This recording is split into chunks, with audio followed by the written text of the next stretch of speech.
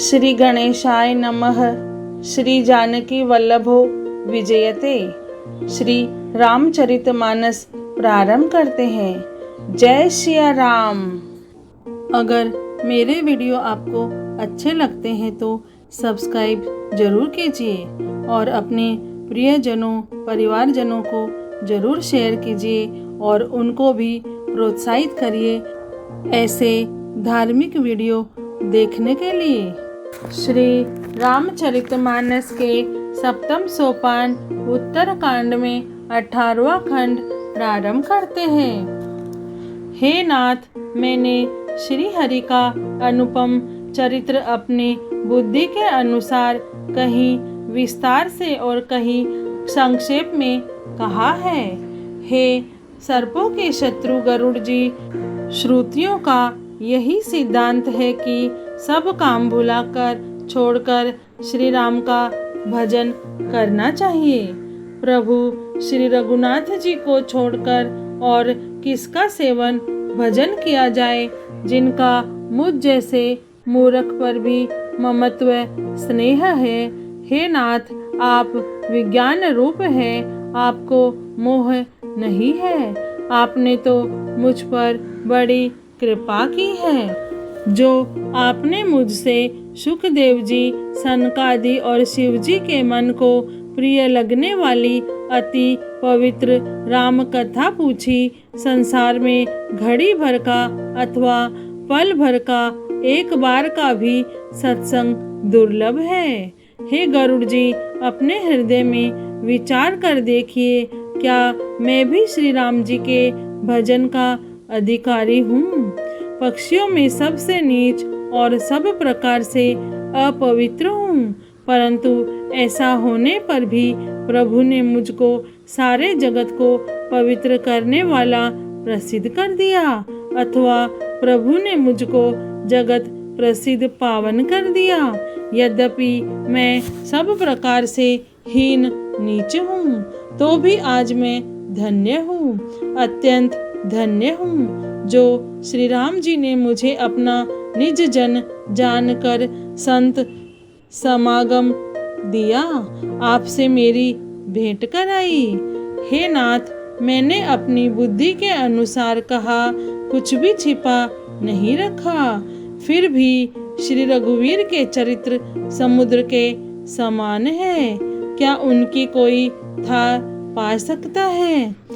श्री रामचंद्र जी के बहुत से गुण समूहों का स्मरण कर करके सुजान काकभूषुंडी जी बार बार हर्षित हो रहे हैं, जिनकी महिमा वेदों ने नेति नेति कहकर गाई है, जिनका बल प्रताप और प्रभुत्व सामर्थ्य अतुलनीय है, जिन श्री रघुनाथ जी के चरण शिव जी और ब्रह्मा जी के द्वारा पूज्य है, उनकी मुझ पर कृपा होनी उनकी परम कोमलता है।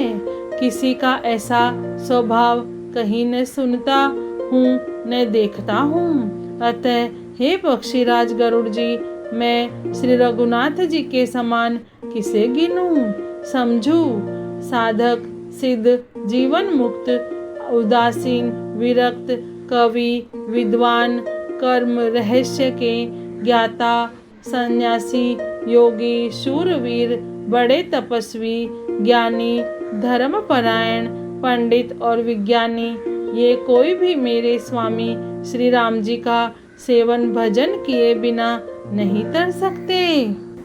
मैं उन्हीं श्री राम जी को बार बार नमस्कार करता हूँ, जिनकी शरण जाने पर मुझ जैसे पाप राशि भी शुद्ध पाप रहित हो जाते हैं। उन अविनाशी श्री राम जी को मैं नमस्कार करता हूँ, जिनका नाम जन्म मरण रूपी रोग की अव्यर्थ औषध और तीनों भयंकर पीड़ाओं आदि दैविक आदि भौतिक और आध्यात्मिक दुखों को हरने वाला है। वे कृपालु श्री राम जी मुझ पर और आप पर सदा प्रसन्न रहे। काकभूषुंडी जी के मंगलमय वचन सुनकर और श्री राम जी के चरणों में उनका अतिशय प्रेम देखकर संदेह से भली भांति छूटे हुए गरुड़ जी प्रेम सहित वचन बोले। श्री रघुवीर के भक्ति रस में सनी हुई आपकी वाणी सुनकर मैं कृतकृत्य हो गया। श्री राम जी के चरणों में मेरी नवीन प्रीति हो गई और माया से उत्पन्न सारी विपत्ति चली गई। मोह रूपी समुद्र में डूबते हुए मेरे लिए आप जहाज हो। हे नाथ, आपने मुझे बहुत प्रकार के सुख दिए, परम सुखी कर दिया।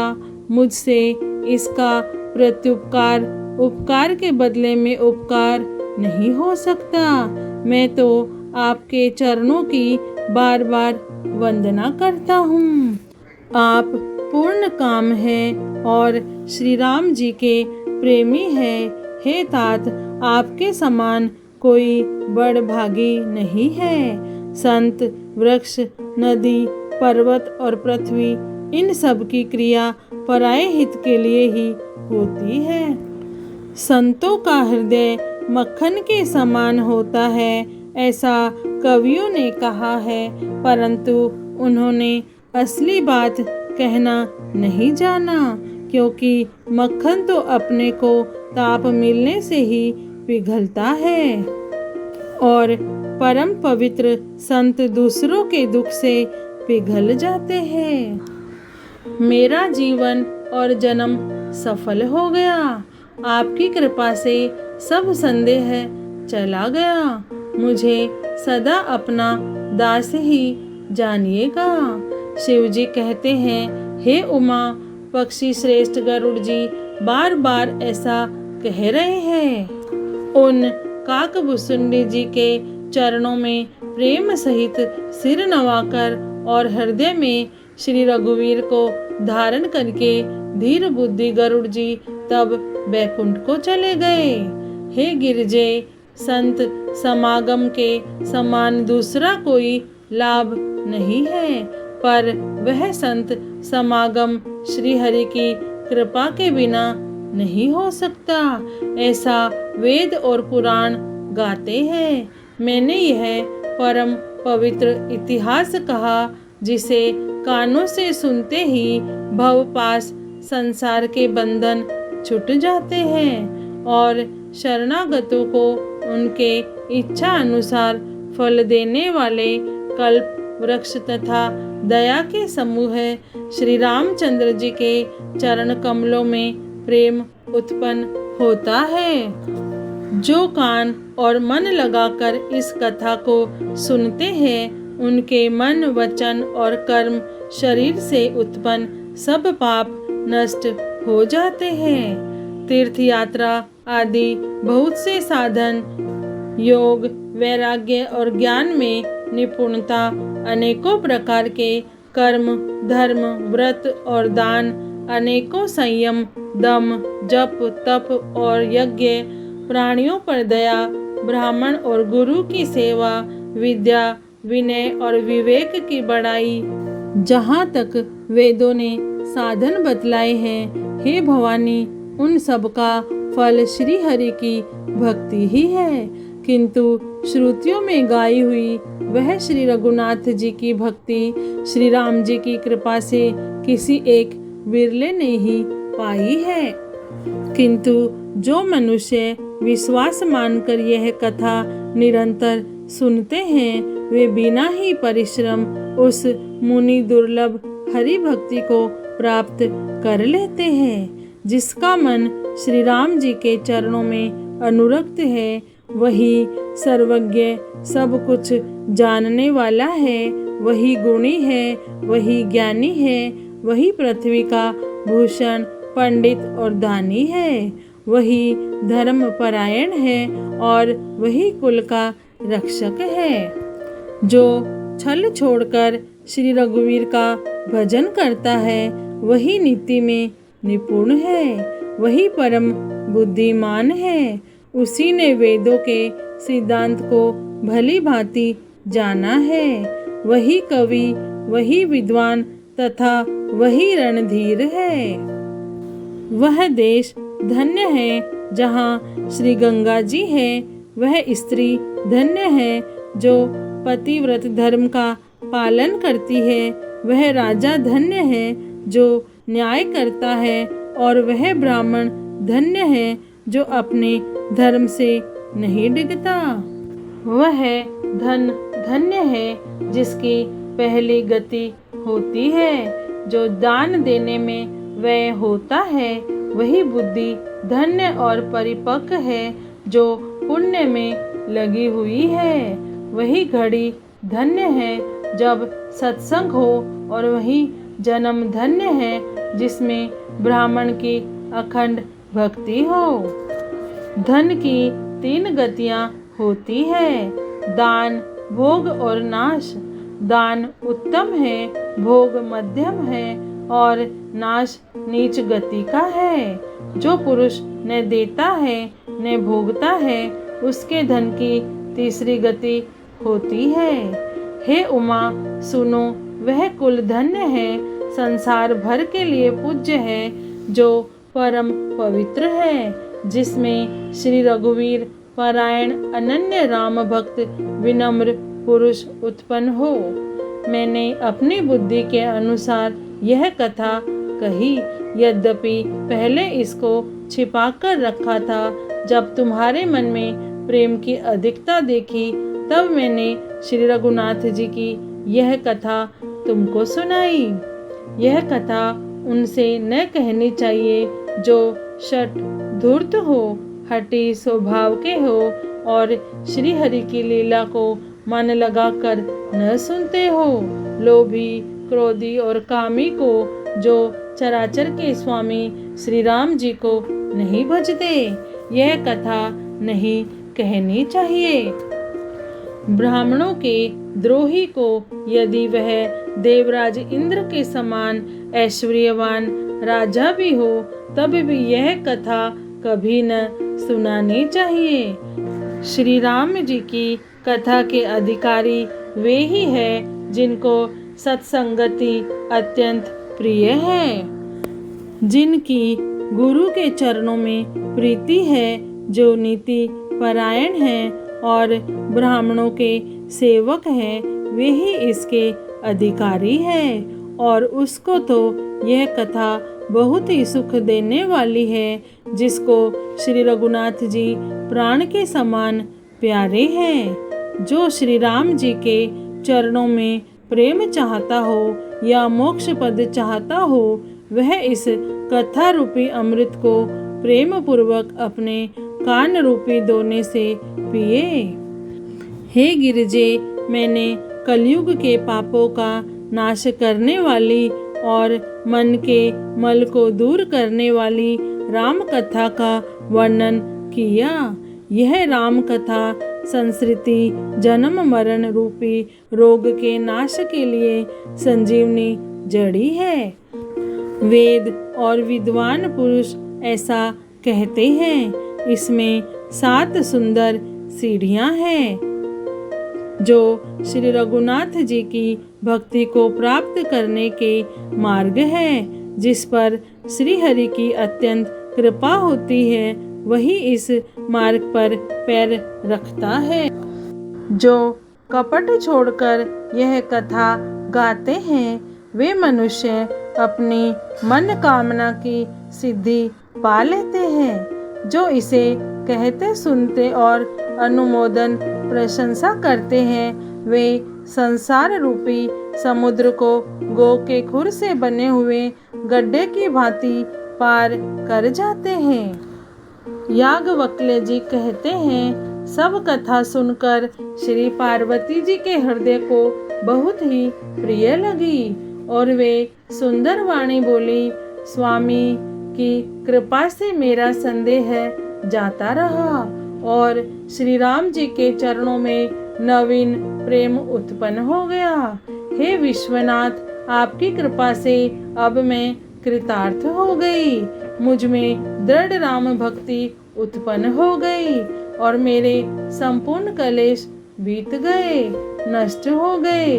शंभु उमा का यह कल्याणकारी संवाद सुख उत्पन्न करने वाला और शोक का नाश करने वाला है, जन्म मरण का अंत करने वाला, संदेहों का नाश करने वाला, भक्तों को आनंद देने वाला और संत पुरुषों को प्रिय है। जगत में जो जितने भी रामोपासक हैं, उनको तो इस राम कथा के समान कुछ भी प्रिय नहीं है। श्री रघुनाथ जी की कृपा से मैंने यह सुंदर और पवित्र करने वाला चरित्र अपनी बुद्धि के अनुसार गाया है।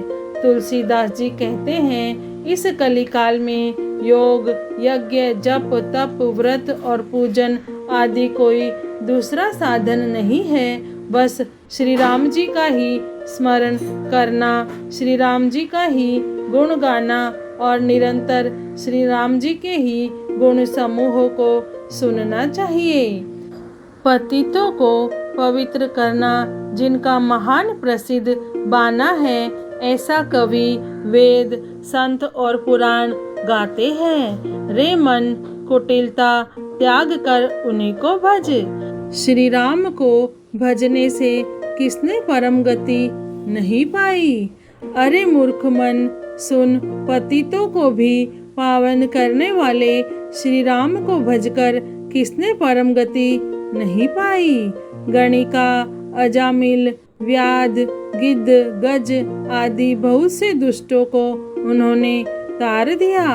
आभीर, यवन, किरात, खस, स्वपच, चांडाल आदि जो अत्यंत पाप रूप ही है, वे भी केवल एक बार जिनका नाम लेकर पवित्र हो जाते हैं, उन श्री राम जी को मैं नमस्कार करता हूँ। जो मनुष्य रघुवंश के भूषण श्री राम का यह चरित्र कहते हैं, सुनते हैं और गाते हैं, वे कलयुग के पाप और मन के मल को धोकर बिना ही परिश्रम श्री राम जी के परम धाम को चले जाते हैं। अधिक क्या, जो मनुष्य 5-7 चौपाइयों को भी मनोहर जानकर अथवा रामायण की चौपाइयों को श्रेष्ठ पंच कर्तव्य का सच्चा निर्णायक जानकर उनको हृदय में धारण कर लेता है, उसके भी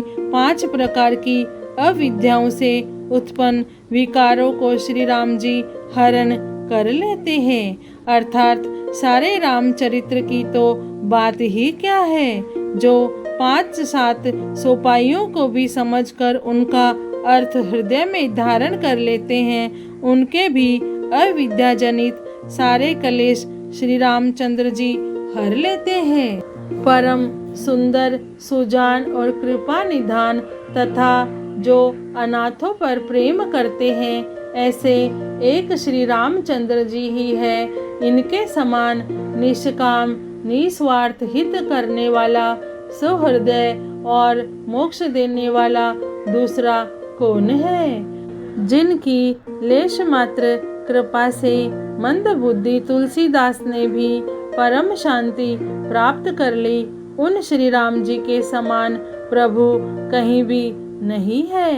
हे श्री रघुवीर, मेरे समान कोई दीन नहीं है और आपके समान कोई दीनों का हित करने वाला नहीं है। ऐसा विचार कर हे रघुवंश मणि, मेरे जन्म मरण के भयानक दुख का हरण कर लीजिए। जैसे कामी को स्त्री प्रिय लगती है और लोभी को जैसे धन प्यारा लगता है, वैसे ही हे रघुनाथ जी, हे राम जी, आप निरंतर मुझे प्रिय लगिए। श्रेष्ठ कवि भगवान श्री शंकर जी ने पहले जिस दुर्गम मानस रामायण की श्री राम जी के चरण कमलों में नित्य निरंतर अनंत भक्ति प्राप्त होने के लिए रचना की थी, उस मानस रामायण को श्री रघुनाथ जी के नाम में निरत मानकर अपने अंतःकरण के अंधकार को मिटाने के लिए तुलसीदास ने इस मानस के रूप में भाषाबद्ध किया है। यह श्री रामचरितमानस पुण्य रूप पापों का हरण करने वाला, सदा कल्याणकारी, विज्ञान और भक्ति को देने वाला, माया मोह और मल का नाश करने वाला, परम निर्मल प्रेम रूपी जल से परिपूर्ण तथा मंगलमय है। जो मनुष्य भक्ति पूर्वक इस मानस सरोवर में गोता लगाते हैं, वे संसार रूपी सूर्य की अति प्रचंड किरणों से नहीं जलते। कलयुग के समस्त पापों का नाश करने वाले श्री रामचरितमानस का यह 7वां सोपान उत्तरकांड पूर्ण हुआ। श्री रामचरितमानस के 7वें सोपान उत्तरकांड में 18वां खंड पूर्ण हुआ। इसी के साथ हमारा श्री रामचरितमानस का महान ग्रंथ पूर्ण हुआ। जय श्री राम, जय सिया राम।